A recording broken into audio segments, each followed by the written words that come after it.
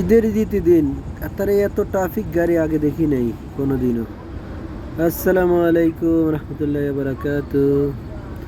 আজকে কাতারে এত ট্রাফিক পুলিশ খাড়া করাইছে সরকারে, গত অনেক বছর ধরে দেখা যায় নাই।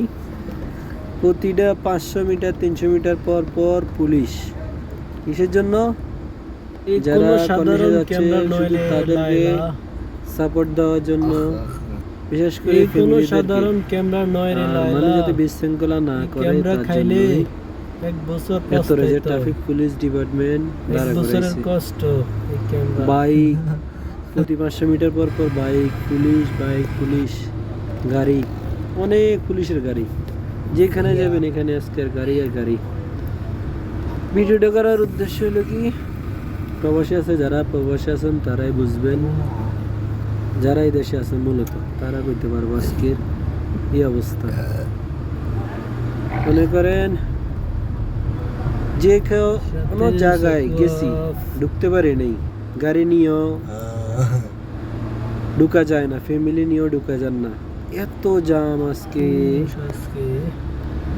আলফাদানে আসছিলাম, মানুষ ট্রাফিক ডিপার্টমেন্ট পুলিশ সিগন্যাল জন্য ওয়েট করতেছে, সিগন্যাল ছাড়া পর্যন্ত লোক। একটা মানুষও যাতে পারা না হইতে পারে, কানুন যাতে ভঙ্গ না করে, এই জন্য ওয়েট করতেছে। ট্রাফিক সিগন্যাল শেষ, মানুষ যাইতেছে, দেখছেন কি মানুষ আর মানুষ, সব টুরিস্ট যারা প্রবাসী আছে তারা, তাদের নিরাপত্তা দেওয়ার জন্য এই পুলিশ আজকে।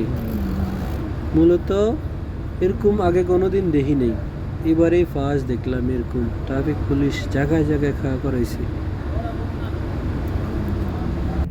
আর আলফাদান তো দেখলে নেই, এখানে কাতারি, নন কাতারি, আমেরিকান টুরিস্ট।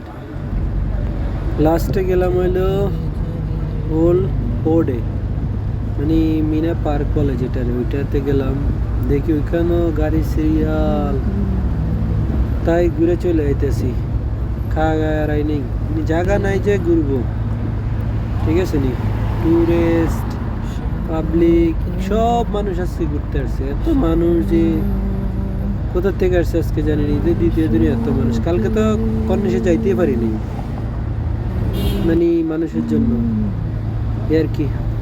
আর এটা হইলো বাম সাইডে কাতারের সবচেয়ে সবার পছন্দের জায়গা, মাছের রেস্টুরেন্ট, মরুভূমি ছিল মাছের বাজার আর কি। এখন সাথে সাথে এই জায়গাগুলো অনেক ফেমাস, বানাইছে দেখার মতন। সবাই এখানেই আসে বেশিরভাগ, মানুষকে টুরিস্ট ফ্যামিলি নিয়ে। সবাই সুন্দর করে সারিবদ্ধ করে গাড়ি রাখছে সাজাইয়া, যাতে ঘুরতে আসে, সমস্যা না আসে, হয়। কেউ বহুত বয়ফ্রেন্ড গাড়ি আর গাড়ি, এটাই বাস্তব। আর এটা হইলো তো লাস্টে আসলাম কন্টেইনার কন্টেইনার দিয়ে যে দিয়ে বিল্ডিং গুলো করছে আর কি, বলে বিল্ডিং বলতে